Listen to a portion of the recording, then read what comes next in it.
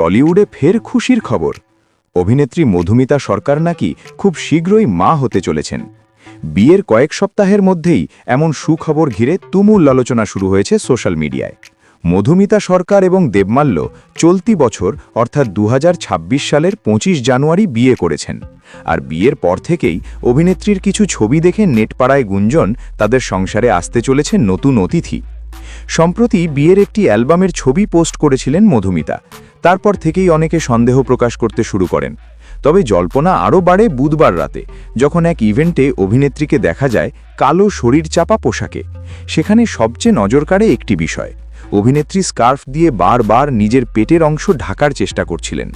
এই দৃশ্য দেখেই নেটিজেনদের একটাই প্রশ্ন, মধুমিতা কি মা হবার সুখবর লুকোতে চাইছেন?